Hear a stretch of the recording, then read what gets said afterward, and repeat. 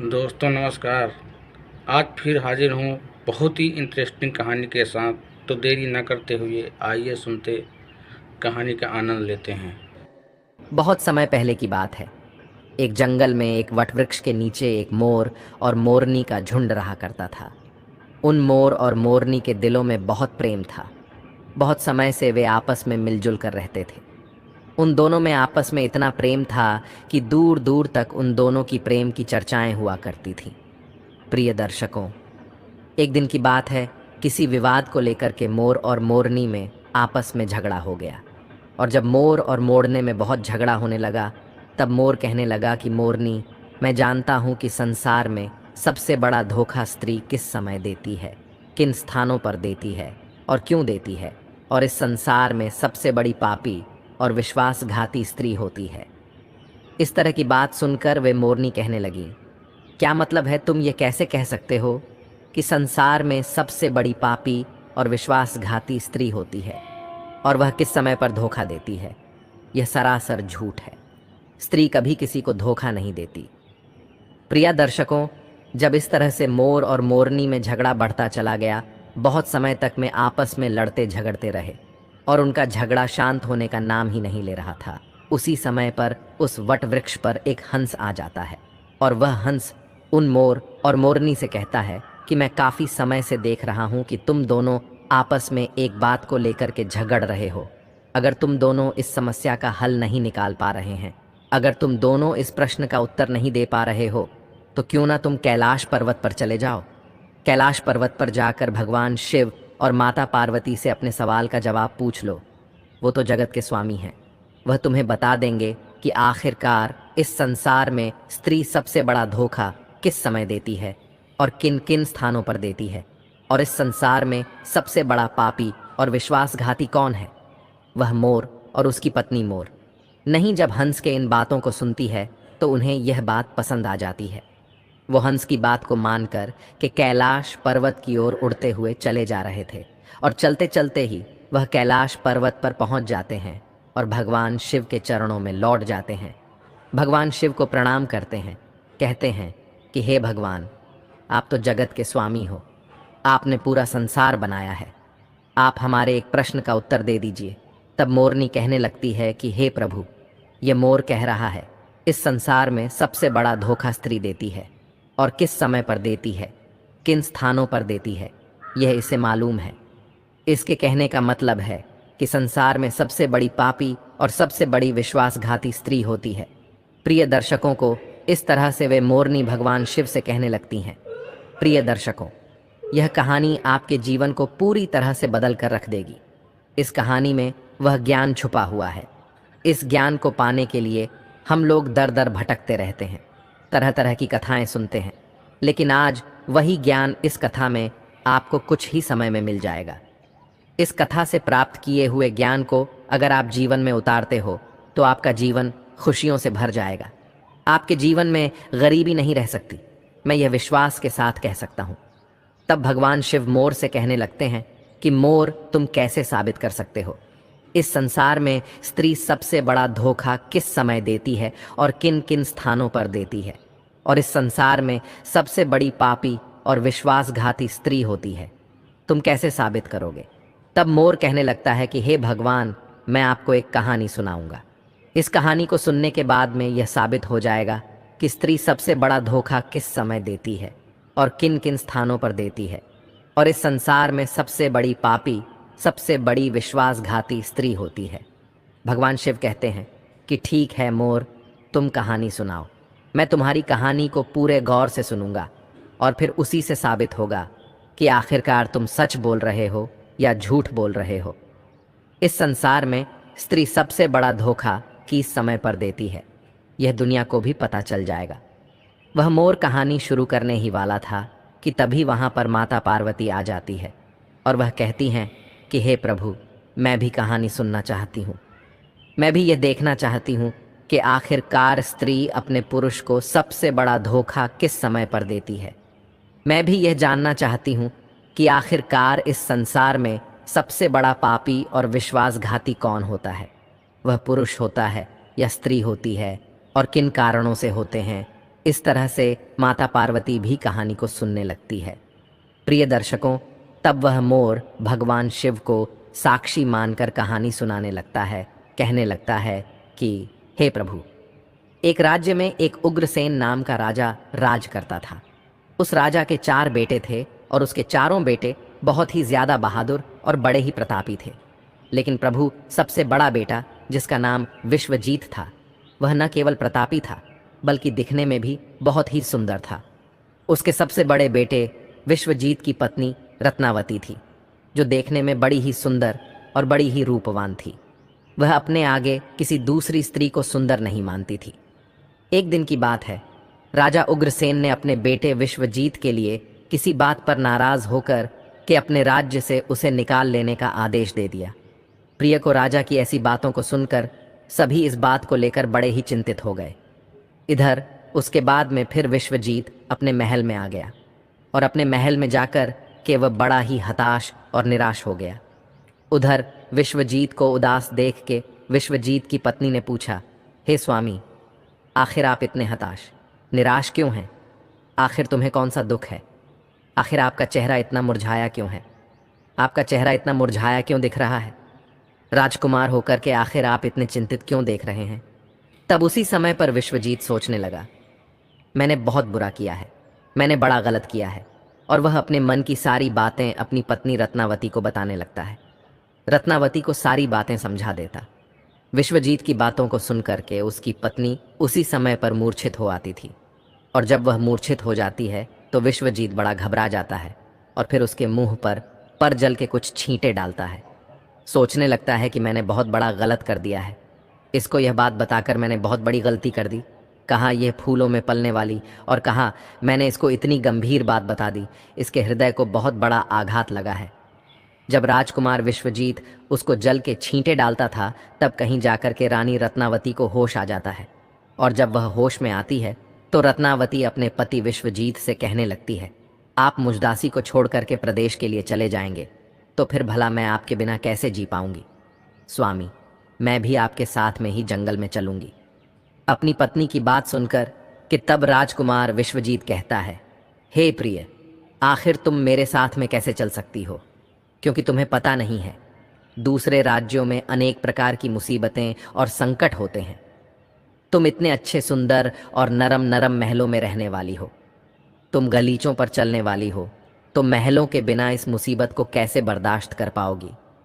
प्रिया दर्शकों, फिर तो राजकुमार विश्वजीत की बात को सुनकर के रानी रत्नावती कहने लगती है कि पिया जी, कितने भी दुख परेशानी हो, मैं भी आपके साथ दूसरे राज्य में आएंगी। ऐसा सब हमारे साथ होते हुए भी हमें सुख से अधिक सुखमय लगेंगे। जी, आपको पता नहीं है, महल के सुख आपके बिना जंगल के दुखों से भी डरावने लगेंगे, उससे भी अधिक दुख मुझे देंगे। इसलिए पिया जी, आज मैं आपके साथ ही चलूंगी। इधर मोर कहने लगता है कि हे प्रभु रानी। रत्नावती की आंखों में आंसू देख करके विश्वजीत ने अपने मन में सोचा कि मेरी पत्नी मेरे बिना जीवित नहीं रह सकती, वह अकेली यहाँ नहीं रहेगी, इसलिए आज मुझे अपनी पत्नी को ऐसी अवस्था में छोड़कर जाना सही नहीं होगा। इन सभी बातों को सोच करके राजकुमार विश्वजीत अपनी पत्नी रत्नावती से कहता है कि हे प्रिय, तुम उदास मत रहना, आज हम तुम्हें अपने साथ में लेकर के जंगल में चलेंगे। विश्वजीत की इन बातों को सुनकर के रत्नावती भी एकदम से प्रसन्न हो जाती है और अपने पति के साथ में जाने की तैयारी में जुट जाती है, तैयारी करने लगती है। अगली सुबह के लिए वे दोनों पति पत्नी राज्य से निकलकर एक जंगल में पहुंच जाते हैं और दोनों चलते चलते बहुत दूर निकल जाते हैं। तो दोनों चलते चलते बहुत थक भी चुके थे। फिर वह जंगल में एक बरगद के वृक्ष के नीचे विश्राम करने का निर्णय ले लेते हैं। वे दोनों लंबे सफ़र के कारण बहुत ज़्यादा थके हारे हुए थे। उस समय पर ठंडी ठंडी हवा के झोंके भी चल रही थी। उसी समय ठंडी ठंडी हवा के झोंकों में उन दोनों पति पत्नियों को नींद भी आ गई। लेकिन प्रिय दर्शकों, कुछ देर के बाद में वहीं पर एक जहरीला सांप आकर के रानी रत्नावती को काट देता है। और इधर मोर कहता है कि हे प्रभु, अब आगे भी सुनिए। जब उस जहरीले सर्प ने रानी रत्नावती को डस लिया तो रानी रत्नावती एकदम से तड़पने लगी। पत्नी को दर्द से कराहता हुआ देखकर कि विश्वजीत की आंख एकदम से खुल गई। तब विश्वजीत रत्नावती को तड़पता हुआ देखकर कि और सांप को जाता हुआ देख करके एकदम से घबरा जाता है। कुमार, विश्वजीत बहुत बेचैन हो जाता है प्रिया। दर्शकों, ऐसे दृश्य को देखते ही उसकी आंखों के सामने उसकी पत्नी की मृत्यु हो गई। इस प्रकार से अपनी पत्नी को मरी हुई देख के विश्वजीत ऊंचे ऊंचे स्वर में विलाप करने लगा। उसका रोना धोना सुनकर कि जंगल के शेर, भेड़िया और आदि जानवर उसे खाने के लिए आने लगे। फिर राजकुमार विश्वजीत ने अपने दिल पर पत्थर रखकर कि यह निश्चय कर लिया कि इस जंगल में मेरी जीवन संगिनी ही मर गई है, तो फिर भला मैं जी करके क्या करूँगा। आज मैं अपनी पत्नी के बिना इसी जंगल में अपने प्राणों को भी त्याग दूंगा। ऐसा निश्चय करने के बाद में फिर वह अपनी पत्नी की लाश के पास से उठ जाता है और जंगल में जाकर के सूखी लकड़ियों को इकट्ठी करने लगता है और लकड़ियों को इकट्ठा करते करते रो रो कर कहता है कि मैं भी आज अपनी पत्नी के साथ में जल करके मर जाऊंगा।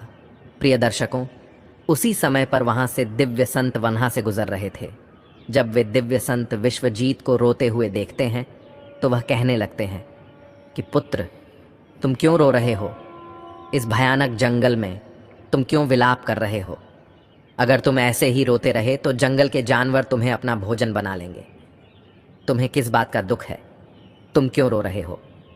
तब राजकुमार विश्वजीत उस महात्मा से कहने लगता है कि है महात्मा, मैं राजकुमार विश्वजीत हूँ और मैं राजा उग्रसेन का बेटा हूँ। मेरी पत्नी को यहाँ एक जहरीले सर्प ने डस लिया है, जिससे मेरी पत्नी की मृत्यु हो गई है। हे महात्मा, मेरी पत्नी बड़ी चरित्रवान थी, बड़ी पतिव्रता थी। वह मुझे बहुत प्रेम करती थी और मेरे साथ आने के कारण उसकी मृत्यु हो गई है। हे महात्मा, ऐसी पत्नी मुझे दोबारा नहीं मिल सकती। ऐसी चरित्रवान स्त्री मुझे दोबारा इस संसार में कभी नहीं मिल सकती। इसलिए हे महात्मा, मैं भी अपनी पत्नी के साथ में मैं भी अपने प्राण त्याग दूंगा। मैं भी उसके साथ में अपनी जान दे दूंगा। महात्मा, मेरे पिता ने मुझे अपने राज्य से निकाल दिया है और इसलिए मेरी पत्नी इस जंगल में मेरे साथ आई थी और उस जगह पर आते आते उसे सर्प ने डस लिया। इसकी वजह भी मैं हूँ। अगर वह मेरे साथ ना आती तो शायद आज वह जीवित होती। प्रिय दर्शकों, में महात्मा कहने लगते हैं कि राजकुमार, तू बहुत ही बड़ा मूर्ख है और अज्ञानी भी है। यह संसार है, यहाँ तो इंसानों का आना जाना लगा ही रहता है। इस संसार में जितने भी मनुष्य आए हैं उन सभी मनुष्य के लिए शरीर को त्यागना ही होता है। इस बात को तू भी जानता है। इस संसार में जो भी आता है वह अकेला आता है, कोई भी किसी के साथ में नहीं आता और न ही कुछ लेकर जाता है और ना ही कोई किसी के साथ जाता है। फिर भी तुम आज मूर्खों की तरह मेरे सामने खड़े होकर के बातें कर रहे हो। महात्मा कहने लगते हैं कि हे राजकुमार, अगर तुम जीवित रहोगे तो तुम इस तरह की कई रानियों को अपने पास प्राप्त कर सकते हो। इस तरह की कई रानियां तुम्हें फिर से मिल सकती हैं। आज तुम मेरी बात मान लो और अपने प्राण त्याग हो। तब राजकुमार कहने लगता है कि नहीं महात्मा, मैं अपने प्राण जरूर दिया दूंगा। ऐसी रानी मुझे इस संसार में नहीं मिल सकती है। मेरी रानी बहुत ही चरित्रवान और बहुत ही पतिव्रता थी। तब महात्मा कहने लगते हैं कि हे राजकुमार, आज तुम मेरे कहने पर मरने का विचार त्याग तो तुम्हें मालूम नहीं है। इस मानव शरीर को पाने के लिए देवता भी दिन रात बहुत ज़्यादा इच्छुक होते हैं, तो फिर आप जानबूझकर इस शरीर को नष्ट क्यों करना चाहते हो? प्रिय दर्शकों, इस प्रकार से उस महात्मा के शब्दों को सुनकर कि राजकुमार कहने लगता है कि महात्मा, आपने जो कुछ भी कहा है वह सत्य है, लेकिन इतनी बड़ी पतिव्रता पत्नी मुझे किसी भी जन्म में नहीं मिलेगी। इसलिए आज अपनी पत्नी के साथ में ही चलकर मैं मरना चाहता हूँ। प्रिय दर्शकों, फिर उसके बाद में उस महात्मा ने विश्वजीत के विचार को सुन के पूरी तरीके से जान लिया कि यह जीवित नहीं बचेगा। यह राजकुमार अपनी पत्नी के बिना नहीं रह सकता। तब महात्मा विश्वजीत से कहने लगे, हे राजकुमार, तेरी पत्नी को जीवित करने का केवल एक ही उपाय है। अब तू मेरी बात को बड़े ध्यान से सुन। यदि तू उपाय को कर सकता है तो तेरी पत्नी भी पहले की तरह ही जीवित हो सकती है। तब विश्वजीत महात्मा की बात को सुनकर के जवाब देने लगता है। कहता है, महात्मा, अब जो कुछ भी कहेंगे वह सब कुछ करने के लिए मैं तैयार हूँ। कृपया करके मेरी स्त्री को तुम जीवित कर दो। तब महात्मा ने जवाब दिया कि राजकुमार, तुम्हारी रानी की जो आयु थी वह केवल 20 वर्ष की थी, जो कि इसने इतने लंबे सफ़र में उसे बिता दिया। इसके बदले तेरी जो उम्र है वह 70 वर्ष की है। इसमें अभी तेरी आयु भी 30 वर्ष बीत चुकी है। तेरे जीवन में भी अभी 40 वर्ष बाकी है, यानी कि तुझे 40 साल और जीने का अवसर है।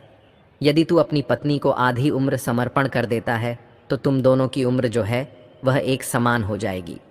यदि तुम इस बात को मान लो, इस बात पर तैयार हो जाओ, तो तुम्हारी पत्नी जल्द ही जीवित हो जाएगी। प्रिय दर्शकों, इस तरीके से उस महात्मा की बात को सुनकर के राजकुमार विश्वजीत कहने लगता है कि तुम्हारी बातों को मैं मानने के लिए तैयार हूँ। फिर उसके बाद में महात्मा विश्वजीत के हाथ में जल देता है और उस जल को रानी के पैरों में डालने के लिए कहता है और कहता है कि तुम संकल्प लो कि मैं अपनी 20 वर्ष आयु में रानी को दान करता हूँ। अब वह मोर कहता है कि हे प्रभु, जैसे ही राजकुमार विश्वजीत ने यह संकल्प लिया कि वह अपनी 20 वर्ष आयु अपनी पत्नी रत्नावती को दान कर रहा है, उसी वक्त दिव्य संत कहने लगते हैं कि हे राजकुमार, पहले मेरी एक बात को बड़े ध्यान के साथ में समझ लो।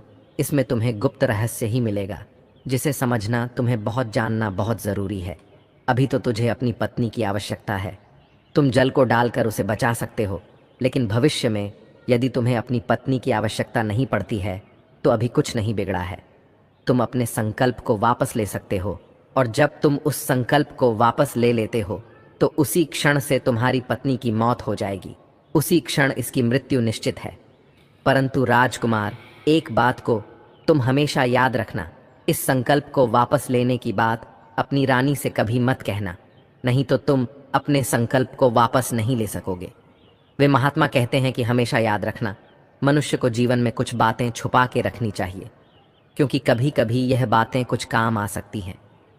प्रिय दर्शकों, फिर तो ऐसा कहकर राजकुमार विश्वजीत ने अपनी पत्नी को 20 वर्ष आयु दान दे दी।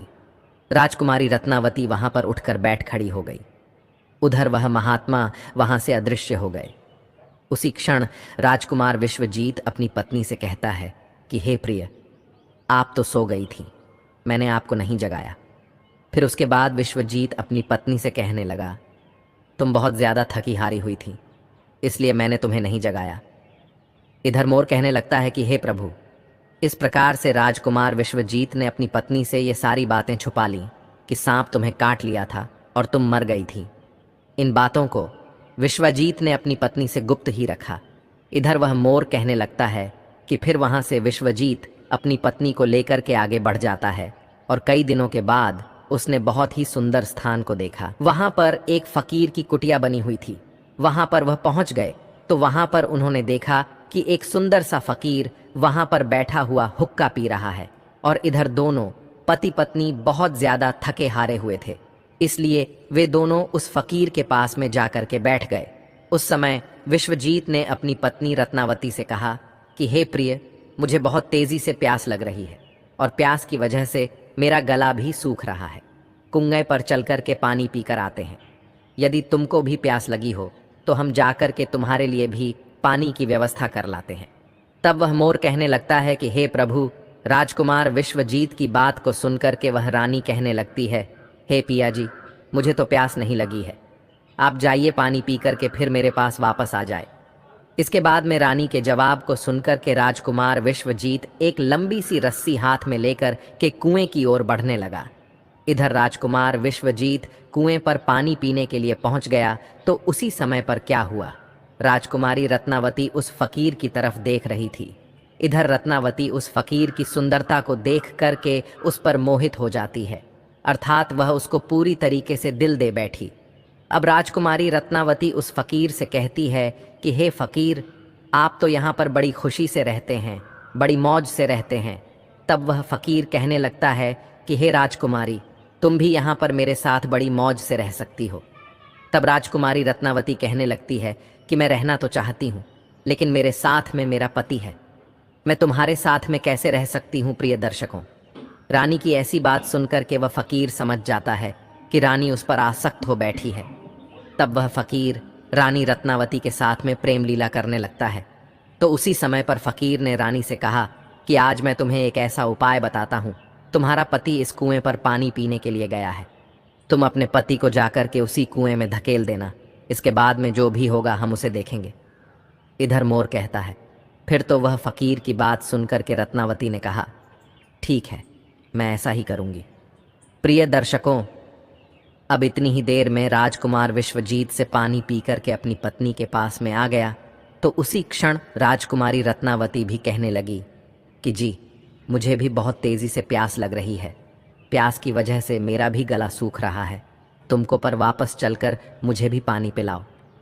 तो उसी वक्त पत्नी की बात को सुनकर कि राजकुमार विश्वजीत कहने लगा कि प्रिय, मैंने तुमसे जाने से पहले ही पूछा था और तुमने पानी पीने को मना कर दिया था। यदि तुम्हें प्यास लगी है तो मैं अभी कुएं पर जाकर के तुम्हारे लिए पानी का प्रबंध करके आता हूँ। पत्नी से इतनी बातचीत करने के बाद में विश्वजीत कुएं पर पानी लेने के लिए चला गया। तब रानी भी उसके साथ में पीछे पीछे चल दी और कहने लगी, अब मैं यहाँ पर बैठकर क्या करूँगी, मैं भी तुम्हारे साथ पीछे पीछे चलती हूँ। प्रिय दर्शकों, इधर वह मोर कहता है कि प्रभु राजकुमार विश्वजीत जो था वह अपनी पत्नी के प्रेम में बहुत बुरी तरह पागल था। फिर उसको यह कहाँ मालूम था कि मेरी ही पत्नी मेरे ही प्राण लेने के लिए मेरे पीछे पीछे आ रही है। प्रिय दर्शकों, हमारे विद्वानों ने सच कहा है, स्त्रियों के त्रिया चरित्र को देवता भी नहीं समझ पाए तो आखिर मानव क्या चीज़ है। स्त्रियों के जाल में अच्छे से बड़े बुद्धिमान भी फंस जाते हैं। अब राजकुमार विश्वजीत कुएं पर जाकर के पानी भरने के लिए बाल्टी नीचे डालता है तो उसी क्षण राजकुमारी रत्नावती ने अपने पति विश्वजीत को धक्का मार दिया और उसे कुएं में धकेल दिया और ऐसा करने बाद में खुद लौट कर करके उस फकीर के पास में पहुंच जाती है और वह फकीर उस रानी को अपने साथ में लेकर के एक राज्य में जाकर के रहने लगता है। वहाँ पर वह दोनों ही बड़ी हंसी खुशी के साथ में प्रेम पूर्वक रहने लगते हैं। उस फकीर ने उस रानी रत्नावती को बहुत ही अच्छा सा नृत्य करना सिखा दिया। अब तो वो रानी जो थी बहुत ही बड़ी नृत्यांगना बन गई है, नगर में नाचने के मामले में सबसे ज़्यादा प्रसिद्ध हो गई। इस तरीके से रानी के नृत्य रूप के कारण उस फकीर के पास में लाखों करोड़ों रुपए बन गए हैं। आप तो रानी जो थी उस फकीर के पास में बड़ी ऐशो आराम से मस्ती के साथ में रहने लगी। जिस समय रानी ने अपने पति विश्वजीत को उस कुएं में धकेल दिया था तब संयोग से उस समय को मैं पर एक जंजीर में लटकी हुई थी। विश्वजीत ने कुएं में गिरते समय उस जंजीर को पकड़ लिया था और उस जंजीर को पकड़ करके लटका हुआ था। अब तो विश्वजीत उस कुएं में भगवान को याद करके सोचने लगा, हे प्रभु, क्या यही मेरे प्यार की सज़ा है। अब कुछ देर बाद में बंजारों की एक टोली वहां पर आ गई।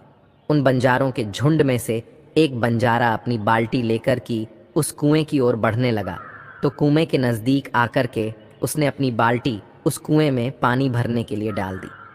तब उसी समय पर विश्वजीत ने उस बाल्टी को अपने हाथों से पकड़ लिया। अब तो बंजारा इस दृश्य को देखकर एकदम से चौंक गया और उसने पूछा कि भाई, आखिर तुम कौन हो। तब राजकुमार विश्वजीत ने जवाब दिया, भाई, मैं बड़ी मुसीबत का मारा हूँ, कृपया करके मुझे यहाँ से निकालो और मेरी जान को बचा लो। यदि आज तुमने मेरी जान बचाई तो मैं तुम्हारा एहसान पूरी जिंदगी भर नहीं भूल लूँगा।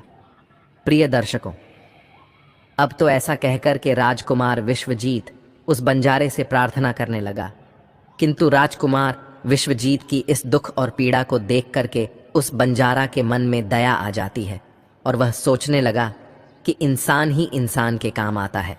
और उसने विश्वजीत को उस कुएं से बाहर निकाल लिया और पूछा कि हे भाई, आखिर तुम कौन हो, आखिर तुम उस कुएं में कैसे गिर गए, मुझे अपना वृत्तांत बताओ। तब विश्वजीत ने जवाब दिया, है भाई, मैं किस मुंह से अपना हाल आपको बताऊं। जो घटनाएं, जो मुसीबतें मेरे साथ में घटी हैं, भगवान न करे इस प्रकार की मुसीबतें फिर किसी के साथ में घटे।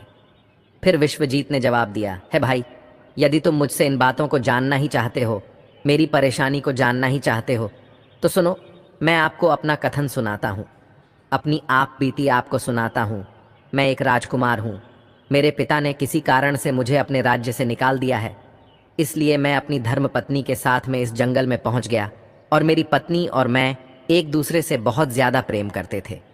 तब उसी समय पर जंगल में एक सांप मेरी पत्नी को काट लिया था। इससे मेरी पत्नी की मृत्यु हो चुकी थी। मैं उस जंगल में अपनी पत्नी के साथ अपने प्राणों के लिए त्यागने जा रहा था। तब एक महात्मा ने मुझ पर दया की और मेरी 40 वर्ष की आयु में से 20 वर्ष मेरी पत्नी को दान दे करके उसे जीवित कर दिया। फिर हम वहाँ से आगे के लिए बढ़ गए। अब कुछ दिनों के बाद में हम एक स्थान पर पहुँच गए जहाँ पर एक फ़कीर की झोपड़ी थी। वहाँ पर मुझे बहुत तेज़ प्यास लगी। मैं पानी पीने के लिए कुएं पर चला गया। जब मैं वापस आया तो मेरी पत्नी ने कहा कि उसे भी प्यास लगी है और मुझे भी साथ लेकर के कुएं पर पानी पिलाओ। और इसी तरीके से तय करके मेरी पत्नी मेरे साथ साथ उस कुएं पर पहुंची। मैं उस कुएं से पानी निकाल रहा था तो मेरी पत्नी ने मुझे पीछे से धक्का दे दिया। कुएं में लटकती हुई जंजीर मेरे हाथों में आ गई, जिससे मैं कुएं में डूबने से बच गया। और फिर जब आप आ गए तो मैंने आपको आवाज़ दी, जिसके बाद आपने मुझे कुएं से निकाल लिया और मेरे प्राणों की रक्षा की। प्रिय दर्शकों, मोर कहने लगता है कि हे प्रभु। इस प्रकार से राजकुमार विश्वजीत ने बड़े उदास मन से अपनी आप बीती उस बंजारे को सुना दिया। और फिर अपना कथन सुनाने के बाद में राजकुमार विश्वजीत एकदम से चुप हो गया। उधर उस बंजारे ने राजकुमार विश्वजीत को उन बातों को सुनाया और अपनी रानी की करतूतों को सुनाकर कि बड़ा ही निराश हुआ और कहने लगा, राजकुमार, किसी ने सच कहा है, स्त्रियों के त्रिया चरित्र को भगवान भी नहीं समझ पाए तो आखिर मनुष्य यह कैसे समझ सकता है। स्त्रियों का चक्रव्यूह भी कुछ ऐसा ही होता है जिसमें फंसकर करके मनुष्य कुछ भी नहीं कर पाता है, वह बर्बाद हो जाता है। ऐसा कहने के बाद में उस बंजारे ने विश्वजीत के सिर पर हाथ घुमाया और कहने लगा, हे भाई, तुम चिंता मत करो, भगवान बड़े ही दयालु होते हैं, वे तुम्हारी सहायता ज़रूर ही करेंगे। उस बंजारे ने कहा कि मित्र, अगर तुम चाहो तो हमारे झुंड में हमारे साथ रह सकते हो।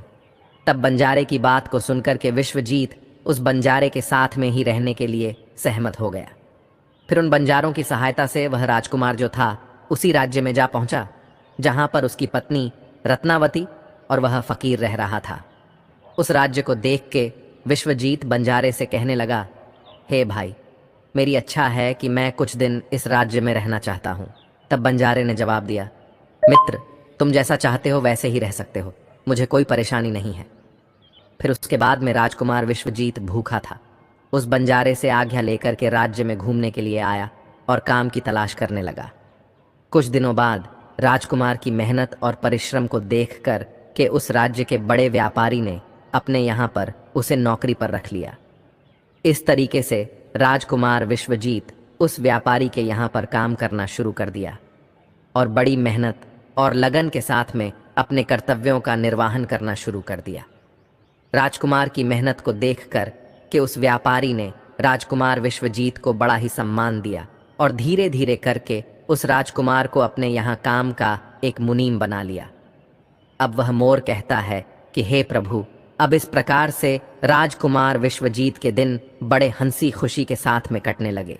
अब एक दिन उसी नगर के राजा के यहाँ पर राजकुमार विश्वजीत की जो पत्नी थी वह नृत्य कला का वहाँ पर प्रदर्शन करने के लिए प्रस्तुत हो रही थी। प्रिय दर्शक को, जब राजा के यहाँ पर राजकुमारी रत्नावती का नृत्य होने वाला था तब राजा ने उस शहर के सभी बड़े से बड़े व्यापारी अपने यहाँ पर नृत्य देखने के लिए निमंत्रण दिया था। प्रिय दर्शकों, राजकुमार रत्नावती के नृत्य की प्रशंसा उस पूरे नगर में हो रही थी। पूरे राज्य में वह सबसे बड़ी नर्तकी और सबसे प्रसिद्ध भी बन चुकी थी। तब सेठ राजकुमार विश्वजीत से कहता है कि मैं राजा के यहाँ पर नृत्य देखने के लिए जा रहा हूँ, अगर तुम भी दरबार में चलना चाहते हो तो चल सकते हो। तब राजकुमार विश्वजीत कहता है कि क्यों नहीं, मैं भी इसी बहाने से नृत्य देख लूँगा, अगर मुझे भी तो पता चले कि इतनी खूबसूरत नृत्य का कौन है, इसकी पूरे राज्य में चर्चा हो रही है। इस प्रकार से राजकुमार विश्वजीत अपने सेठ के साथ में राजा के दरबार में पहुंच गया। तब रानी ने एक अप्सरा के समान दरबार में अपना नृत्य प्रदर्शन किया और बड़े ही आनंद भरे स्वर में कई गानों को उसने प्रस्तुत किया। अब तो उसके गाने को सुनकर कि वहाँ पर जितने भी लोग थे वह बड़े ही आश्चर्य में आ गए और सभी सेठ और विद्वान लोगों ने भी राजा के दरबार में सभी समाज के लोगों ने उसके नृत्य की बड़ी ही प्रशंसा की। तब उसी क्षण राजकुमार विश्वजीत ने भी अपने हाथ से एक अंगूठी उतारी। इसमें एक हीरा जड़ा हुआ था। उसने उस अंगूठी को उतार कर के रानी रत्नावती को भेंट कर दी। उसके बाद में राजकुमारी रत्नावती ने उस अंगूठी को पहचान लिया और मन ही मन में विचार करने लगे ये तो बहुत बड़ी आश्चर्य वाली बात है। आखिर मेरा पति तो जिंदा है और वह यहाँ पर पहुँच गया है। यदि उसने मुझे आज पहचान लिया तो वह मुझे जीवित नहीं छोड़ेगा।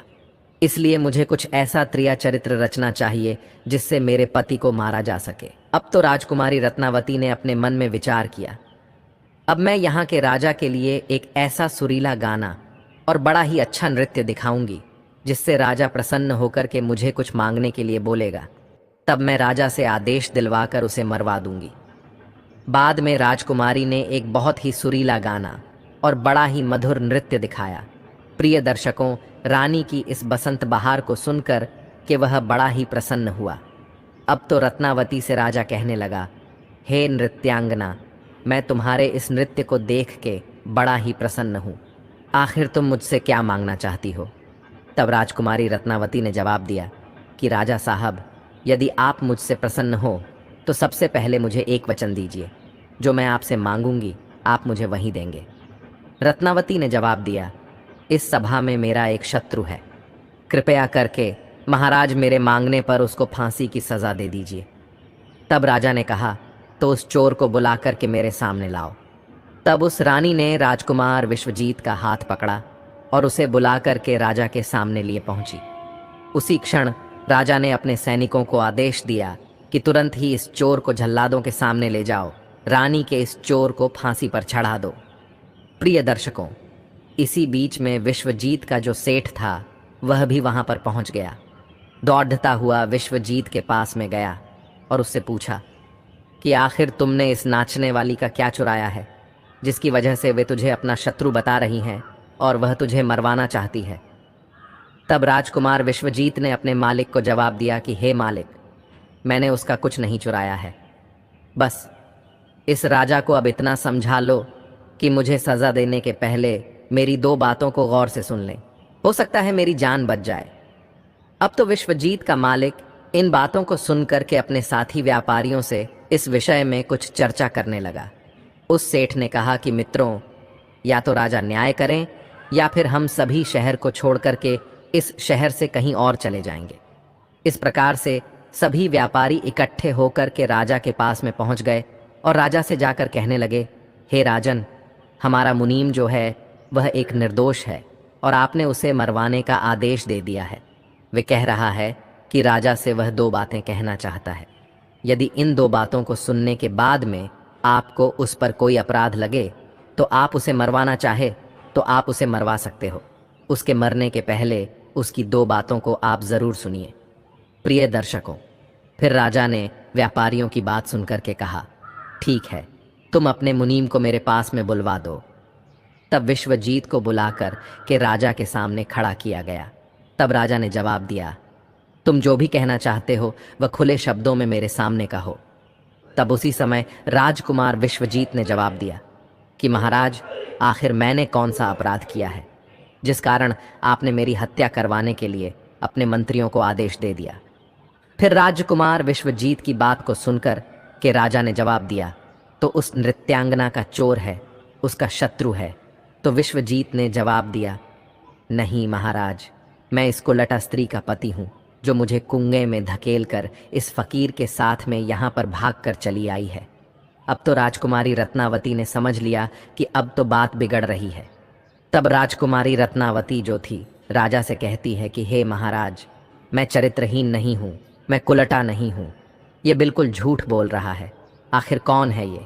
मैं तो इसे जानती भी नहीं हो। ये तो मेरा चोर है। मैं तो सिर्फ इतना ही जानती हूँ कि यह मेरा शत्रु है। फिर राजकुमार विश्वजीत ने जवाब दिया कि महाराज ठीक है, यदि यह मेरी पत्नी नहीं है तो वह सबको जो मैंने रास्ते में दिया था वह मेरी अमानत के रूप में इस स्त्री से मुझे वापस दिलवा दो। फिर विश्वजीत रत्नावती की तरफ देखने लगा।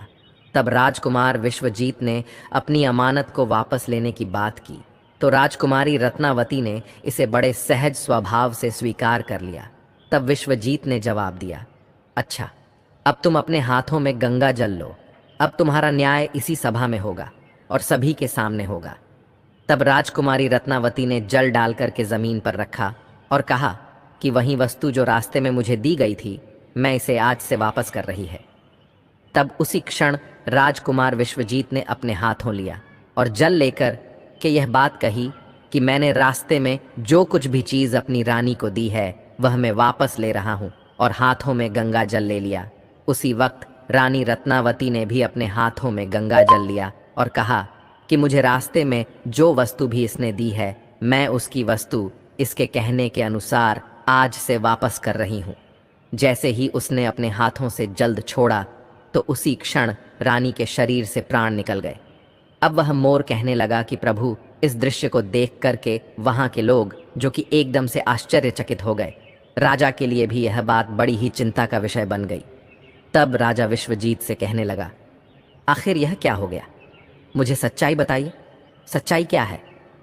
तब उसी क्षण राजकुमार विश्वजीत अपनी कहानी सुनाने लगा, अपने जीवन की सभी घटनाओं को क्रम से बताते हुए उसके राज्य से निकाले जाने से लेकर अब तक की भी घटनाओं को उसने सुना दिया।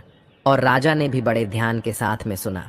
राजा ने पूरी कथा को सुनकर के विश्वजीत को अपने गले से लगा लिया, और उसके बाद में राजा ने अपनी पुत्री राजकुमारी की शादी विश्वजीत के साथ में करवा दी। तभी इधर मोर कहने लगा, हे प्रभु, मैंने इस कहानी को सुनाया है। इस कहानी को सुनने के बाद में मैं भी स्त्रियों से घृणा करने लगा हूँ, और मैं बड़े दावे के साथ कह सकता हूँ कि संसार में स्त्री जो है पुरुषों से अधिक ज्यादा पापी और धोखेबाज होती है, इसके साथ ही विश्वासघाती भी होती है। प्रिय दर्शक को उस समय उस मोढ़ ने यह कहानी माता पार्वती और भगवान शिव को सुनाई और यह बताया कि स्त्री ही होती है पुरुष की तुलना में सबसे ज्यादा विश्वासघाती और पापी होती है। इस कहानी को सुनने के बाद में भगवान शिव और माता पार्वती एकदम से हैरान रह गए। तब माता पार्वती कहने लगी कि मुझे लगता है यह मोर सच कह रहा है। स्त्री तो किसी में से ही एक दो ही सच्ची और ईमानदार और चरित्रवान निकलती है, परंतु इसके अलावा पुरुषों में भी कुछ ऐसे प्राणी हैं जो पापी और विश्वासघाती हो सकते हैं। भगवान शिव ने पूछा कि मोरनी, तुम इस बात को कैसे सिद्ध होगी कि पुरुष भी सबसे बड़ा पापी और विश्वासघाती होता है, और वह किस समय पर धोखा देता है।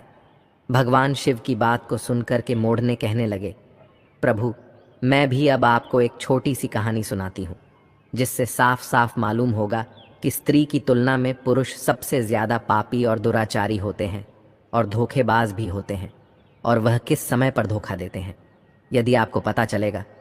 फिर उस मोरनी ने भगवान शिव और माता पार्वती के सामने ही कहानी कहना प्रारंभ किया। मोरनी कहने लगी, हे प्रभु, एक नगर में एक सेठ रहा करता था। उस सेठ का एक लड़का था, और वह लड़का रात दिन जो जुएबाजी और सट्टा खेलता था। सेठ के खूब समझाने के बावजूद भी वह लड़का नहीं समझता था। अंततः सेठ उसको समझा समझा कर मृत्यु को प्राप्त हो गया, लेकिन वो लड़का नहीं समझा। जब पिता की मृत्यु होने के बाद वह लड़का और भी ज़्यादा स्वतंत्र हो गया। अपने पिता की सारी ज़मीन, सारी जमा पूंजी को सट्टे में फूंक दिया। सट्टेबाजी में ही पूरी जमा पूंजी को लगा दिया, और बर्बाद होकर के ज़मीन दौलत सब कुछ बेच करके के बस सट्टेबाजी में लग गया और गांव छोड़कर निकल गया। जब वह लड़का गांव छोड़कर निकल जाता है तो दोबारा लौट करके उस गांव में नहीं आता है। घूमता घूमता वह एक नगर में पहुंच जाता है। उस नगर के राजा के महल के सामने जाके बैठ जाता है। राजा उस लड़के को देखता है, और देखने के बाद राजा सोचने लगता है कि यह लड़का बड़ा सुंदर है। हो सकता है या तो कोई सेठ का लड़का हो या किसी राजा का लड़का। राजा इसी बात को सोचकर उस लड़के को अपने पास बुलाता है। सैनिक उस लड़के को राजा के पास लेकर के जाते हैं। राजा उस लड़के से पूछता है, भाई, तुम कहाँ से आए हो? दिखने में बड़े सुंदर हो, सीधे साधे लगते हो। तुम कौन हो? कहाँ से आए हो? तुमको क्या परेशानी है? लड़का राजा को जवाब देता है। वह राजा से कहता है, राजा साहब, मैं एक बहुत बड़ा व्यापारी हूँ। रास्ते में कुछ गुंडों ने, कुछ लुटेरों ने मिलकर के मेरा सामान लूट लिया है, और मैं यहाँ पहुँच गया हूँ। प्रिय दर्शकों, उस लड़के की इतनी बात सुनकर राजा उस लड़के पर विश्वास कर लेता है। लड़का राजा से कहता है कि राजा साहब, मेरा सारा सामान लुटेरों ने लूट लिया है। मेरे पास कुछ भी नहीं है, खाने को भी मेरे पास कुछ भी नहीं बचा है। सब कुछ लुटेरों ने लूट लिया है। मुझे मेरे गांव जाने के लिए भी पैसे नहीं हैं। राजा उस लड़के की बात पर विश्वास कर लेता है। लड़का कहता है, यदि राजा साहब आप मेरी थोड़ी सी सहायता कर दें तो मैं अपने गांव तक जा सकता हूं और आपका बहुत ही भला होगा। आपकी बड़ी कृपा होगी। प्रिय दर्शकों, राजा लड़के के झांसे में आ जाता है। राजा सोचने लगता है कि लड़का व्यापारी है और बड़ा सुंदर भी है। उस राजा का कोई लड़का नहीं था, सिर्फ एक लड़की थी। वो राजा सोचने लगा कि मेरी मृत्यु के बाद मेरे राज्य को यह लड़का बड़े आराम से संभाल सकता है, क्योंकि लड़का सुंदर भी है और ज्ञानी भी है, बड़ा व्यापारी भी है। यही बात सोचकर वह सोचने लगता है कि क्यों ना मैं अपनी लड़की की शादी इस लड़के से करवा दूं और यह मेरा घर जमाई बन करके रह सकता है और आने वाले समय में यह मेरे राज्य को भी संभाल सकता है। यही सोचकर राजा उस लड़के से कहता है, बेटा, मैं अपनी पुत्री की शादी तुम्हारे साथ कर दूं तो तुम्हें कोई आपत्ति नहीं है। प्रिय दर्शकों, लड़का यह बात को सुनकर मन ही मन में अंदर ही अंदर बड़ा खुश होने लगता है। लड़का राजा से कहता है, राजा साहब, मैं तैयार हूं। यदि आपका हुक्म है, आपका आदेश है, तो मैं कैसे मना कर सकता। प्रिय दर्शकों, राजा अपनी पुत्री की शादी उस लड़के से करा देते हैं। काफी सारा धन दौलत और दास दासियां देकर अपनी पुत्री को उस लड़के के साथ राजा विदा कर देते हैं। प्रिय दर्शकों, जब लड़का राजा की पुत्री को लेकर के जाता है तो रास्ते में उन्हें एक जंगल पड़ता है। उस जंगल में वह लड़का उस राजा की पुत्री से कहता है, देखो, अब तुम मेरी पत्नी हो और पत्नी का यह धर्म होता है कि वह पति की हर बात का पालन करे। लड़का कहता है, यह घना जंगल है और इस जंगल में लुटेरे बहुत ज्यादा होते हैं। इसी जंगल में मेरा भी सारा सामान लुटेरे लूट कर ले गए थे, इसलिए आपके पास जितने भी गहने हैं, जितने भी गहने आपने पहन रखे हैं, वो सारे उतार कर मुझे दे दीजिए, ना लुटेरे यहाँ से लूट कर ले जा सकते हैं। प्रिय दर्शकों, पत्नी अपने पति पर विश्वास करती है और यह सदा से चला आ रहा है कि पत्नी अपने पति पर विश्वास करती है। वह पत्नी भी अपने पति पर पूर्ण विश्वास करती थी। वह कहती है, ठीक है जी, यदि आप कह रहे हैं तो मैं अपने सारे गहने उतार करके आपको दे देती है। प्रिय दर्शकों को, राजा की लड़की अपने सारे गहने उतार कर अपने पति को दे देती है। वह लड़का पत्नी के सारे गहने लेकर अपनी कमर में बांध लेता है। प्रिय दर्शकों, और राजा ने जितना भी धन दौलत दिया था उन सबको वह एक जगह इकट्ठा कर लेता है और रास्ते में आगे जाकर के वह विश्राम करने के लिए रुकते हैं।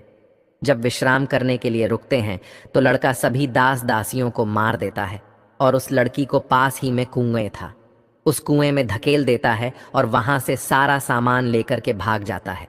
लड़का सोचता है कि सबको मार दिया है, पत्नी को भी कुएं में धकेल दिया है तो पत्नी भी खत्म हो जाएगी और अब मैं इन पैसों से बड़े आराम से अपना जीवन व्यतीत करूंगा। खूब मैं जुएबाजी करूंगा, खूब मैं सट्टा लगाऊंगा।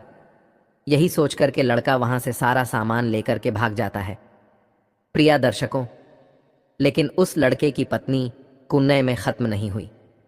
उसने एक डाल को पकड़ लिया और जोर जोर से चिल्लाती रही कि मुझे कोई कुएं से बाहर निकालो। प्रिय दर्शकों, रास्ते में कुछ लोग जा रहे थे।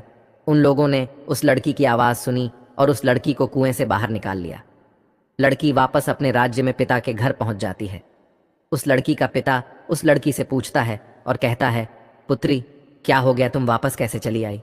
वह लड़की कहती है, पिताश्री, रास्ते में हमें कुछ गुंडे मिल गए थे और गुंडों ने हमारे साथ दुर्व्यवहार किया, सभी दास दासियों को खत्म कर दिया और मुझे कुएं में धकेल दिया और मेरे पति का कोई पता नहीं है। प्रिय दर्शकों, वह लड़की पतिव्रता थी, इसलिए उसने उस घटना के बारे में अपने पिता को नहीं बताया।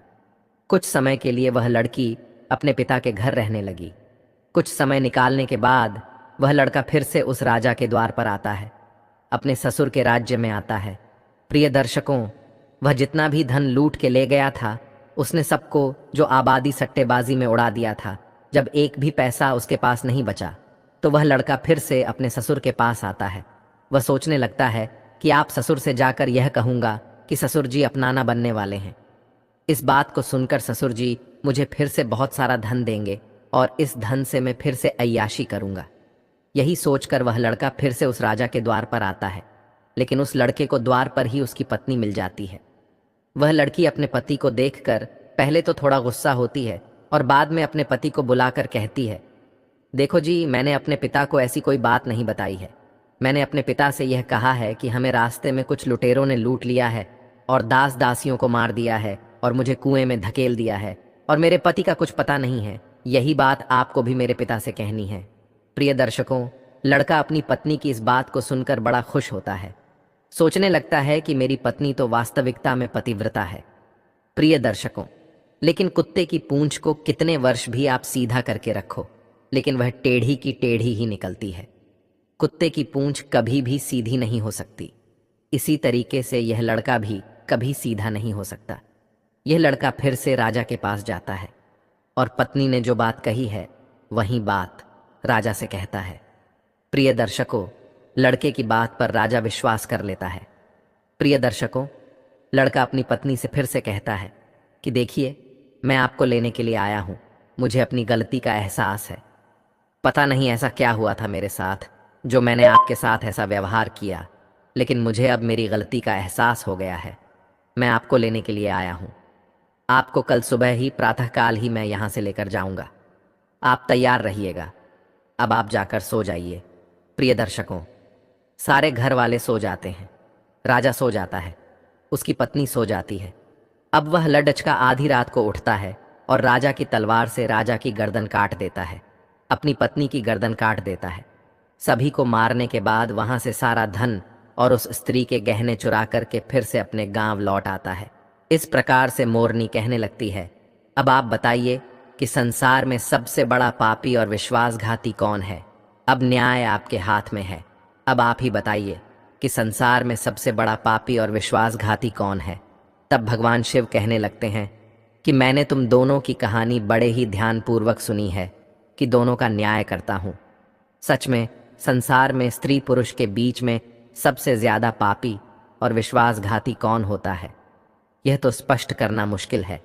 तब भगवान शिव कहते हैं कि बिना किसी शंका के यह सत्य है कि इंसान की सोच जब उसके स्तर से नीचे गिर जाती है तो वही इंसान पापी और विश्वासघाती होता है।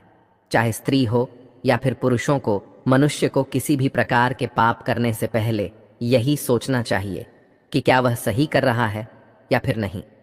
पापी और विश्वासघाती होने के लिए मनुष्य में कोई जाति नहीं होती है, उस इंसान की सोच और प्रीतिभाव का परिणाम होता है। प्रिय दर्शकों, वास्तव में इंसान की सोच ही उसके स्तर से नीचे गिर जाती है तो वही इंसान पापी और विश्वासघाती बन जाता है, चाहे वह स्त्री हो चाहे वह पुरुष। प्रिय दर्शकों, इस प्रकार से भगवान शिव उस मोर मोरनी का न्याय करते हैं। दोस्तों, कहानी आपको कैसी लगी कमेंट करके अवश्य बताएं। धन्यवाद।